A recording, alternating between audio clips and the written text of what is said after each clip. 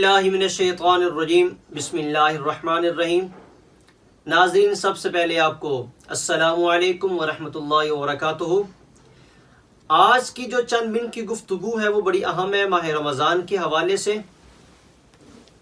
آج آپ کو پتہ چلے گا کہ حضرت عمر فاروق رضی اللہ تعالیٰ عنہ تراویح کا یہ جو موجودہ سلسلہ ہے اس کو شروع کرنے والے تھے، لیکن حضرت عمر فاروق ہمیشہ تراویح جماعت کے ساتھ نہیں پڑھتے تھے۔ دوسری چیز جو آج ہم ڈسکس کریں گے وہ تراویح ہے کہ تراویح 8 ہیں یا 20 ہیں۔ اتنی دیر سے یہ سلسلہ ہمارا چلا آ رہا ہے اور ہر ماہ رمضان میں ایک بحث چھڑتی ہے کہ تراویح 8 ہیں یا تراویح 20 ہے، اس میں اصل رائے کیا ہے۔ تو اگر آپ لوگوں نے ہمارا اس چینل کو سبسکرائب نہیں کیا تو پلیز اس چینل کو سبسکرائب کریں، اور اگر آپ کو ہماری آج کی گفتگو اچھی لگے تو اس کو شیئر بھی کیجیے گا، لائک بھی کیجیے گا اور اس پہ کمنٹس بھی کیجیے گا۔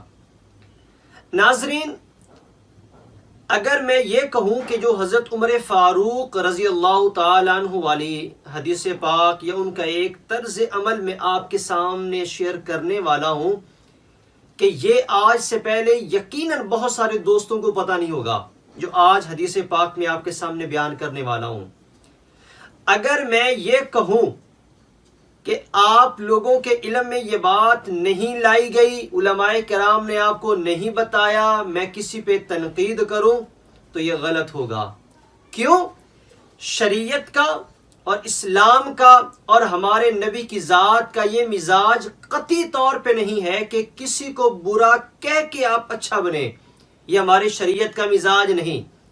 ہماری شریعت کا مزاج کیا ہے کہ اگر کسی میں کوئی غلطی ہے بھی سی تو اس پہ پردہ ڈال دو۔ ہاں، حق کی بات کرو، لیکن حق کی بات جو ہے وہ کسی کو شرمندہ کر کے نہیں۔ تو آج جو طریقہ یہ چل رہا ہے کہ کسی کو نامینیٹ کر کے تنقید کر کے بائی نیم تنقید کی جا رہی ہے، وہ غلط ہے۔ نہ ہمارا یہ مشرب ہے اور نہ اسلام کا یہ مزاج ہے۔ اس حدیث کے راوی ہیں عبد الرحمن بن عبد القاری، کہتے ہیں کہ ایک دن میں حضرت عمر فاروق رضی اللہ تعالیٰ عنہ کے ساتھ مسجد میں آیا۔ لوگ ماہ رمضان المبارک میں حضرت ابی بن کعب کے پیچھے نماز تراویح ادا کر رہے تھے، تو حضرت عمر فاروق رضی اللہ تعالیٰ عنہ بڑے خوش ہوئے اور خوش ہو کر کہا کہ یہ بدعت کتنی اچھی ہے کہ لوگ ایک کے پیچھے تراویح پڑھ رہے ہیں۔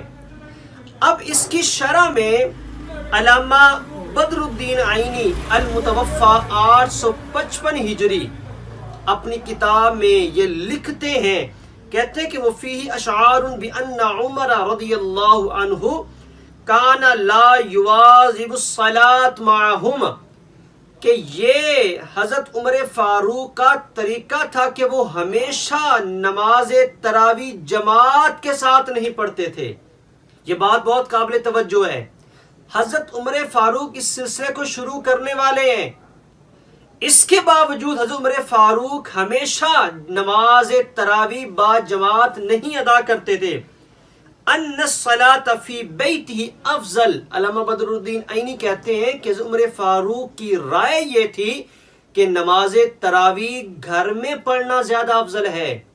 اسی وجہ سے امام طحاوی، علامہ ابن حجر عسقلانی المتوفی 852 ہجری اور علامہ قسطلانی رحمۃ اللہ تعالی علیہ المتوفی 923 ہجری، ان تین کبار علماء کرام نے یہ کہا ہے کہ علامہ بدر الدین عینی کی رائے صحیح ہے کہ امام حضرت عمر فاروق رضی اللہ تعالیٰ عنہ نماز تراویح جماعت کے ساتھ ہمیشہ نہیں پڑھتے تھے۔ ان کی رائے یہ تھی کہ وہ گھر میں پڑھنا نماز تراویح زیادہ افضل ہے۔ اب یہ بات آپ کے سامنے کھل کر سامنے آ گئی کہ صرف نماز تراویح مسجد میں با جماعت پڑھنا یہ ضروری ہے، یہ صحیح نہیں ہے۔ آپ جماعت کے ساتھ بھی پڑھیں، اور حضرت عمر فاروق کے جو طرز عمل ہمیں بتاتا ہے وہ یہ ہے کہ آپ گھر میں بھی اس کی نماز پڑھیں اور اس سلسلے کو جاری و ساری رکھیں۔ اب ایک اور سوال، امید ہے کہ یہ بات آپ کو سمجھ آ گئی ہوگی۔ ایک اور سوال کہ تراویح 8 ہیں یا 20 ہیں. میں آپ سے ایک سوال کرتا ہوں. یہاں پہ اس وقت ایک دوست موجود ہے میرے, میں ان سے ذرا سوال کرتا ہوں, آپ کی شرٹ کے بٹن کتنے ہیں؟ جی 8 ہیں. 8. اگر میں اپنے سامنے والے دیکھوں تو شاید 1 2 3 یہ 4 ہیں. اگر کوئی بندہ اپنی شرٹ کے بٹن باہر رکھتا ہے جیسے یہ میرے ہیں, کسی کو اعتراض ہوگا؟ نہیں ہوگا. اگر کوئی بندہ اندر کر لے, کسی کو اعتراض نہیں ہے. کیوں؟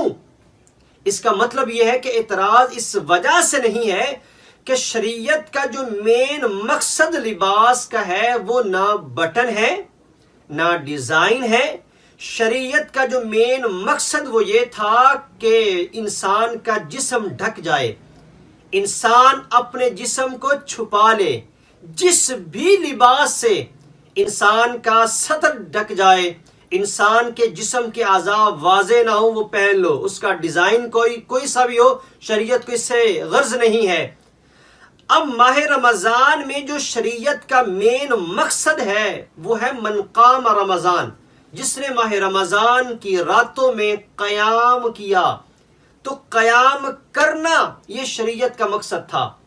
اب یہ ماہ رمضان میں قیام 8 تراویح کی شکل میں ہو, ماہ رمضان کی راتوں میں قیام 10 تراویح کی شکل میں ہو, ماہ رمضان میں قیام 16 تراویح کی شکل میں ہو یا 20 تراویح کی شکل میں ہو, یہ اسلام نے ہر مومن اور ہر مسلمان کی مرضی پہ چھوڑ دیا ہے. نہ 8 فرض ہیں نہ 20 فرض ہیں, اور اگر کوئی بندہ 8 سے کم پڑھ لیتا ہے نہ وہ گنہگار ہے, اگر کوئی بندہ 8 سے زیادہ پڑھ لے نہ وہ گنہگار ہے. یہ اصل ایک ایشو تھا.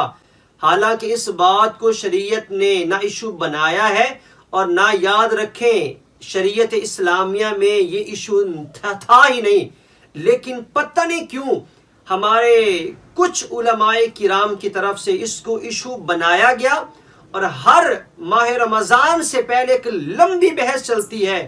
ادھر سے فتوے آ رہے ہیں, ادھر سے فتوے آ رہے ہیں, کوئی 8 کے فتوے دے رہا ہے, کوئی 20 کے فتوے دے رہا ہے, اور امت کو تقسیم کر کے رکھ دیا ہے. حالانکہ یہ مسئلہ تقسیم ہونے والا قطعی طور پہ نہیں ہے. شریعت کا مقصد ماہ رمضان میں قیام اللیل سے ہے. وہ قیام اللیل 8 کی صورت میں ہو جائے وہ شریعت کو قابل قبول ہے. وہ قیام اللیل 10 کی شکل میں ہو جائے شریعت کو قابل قبول ہے.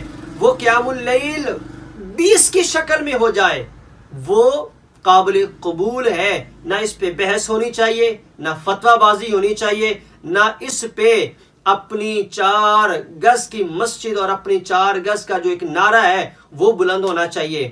اور آخری بات, چونکہ حالات جس طرح کے چل رہے ہیں, حکومت کی طرف سے علماء کرام کی طرف سے جو متفقہ ایک رائے قائم کی گئی ہے, جو لوگ بیمار ہیں, جو لوگ عمر رسیدہ ہیں, جو بچے نابالغ ہیں, ان سے کہا گیا کہ وہ گھروں پہ نماز تراویح ادا کریں.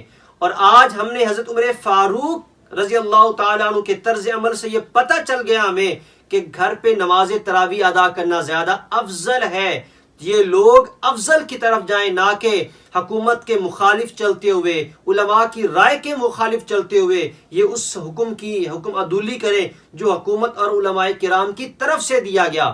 اور آخری بات جو آپ سب کے لیے ایک میسج بھی ہے, اگر آپ کو لگتا ہے یہ بات اور یہ رائے موجودہ حالات کے تناظر میں اور اسلام کی تعلیمات کے تناظر میں یہ بات صحیح ہے اور آپ اس سے متفق ہوتے ہیں, تو پلیز اس ویڈیو کو شیئر بھی کریں, اس ویڈیو کو لائک بھی کریں, اور اس میں آپ کی جو رائے ہے وہ کمنٹس کی صورت میں آپ ہمیں اپنا فیڈ بیک بھی دیں. اللہ تعالی ہم سب کے لیے اس ماہ رمضان کو خیر و برکت والا کرے. آمین ثم آمین. والسلام.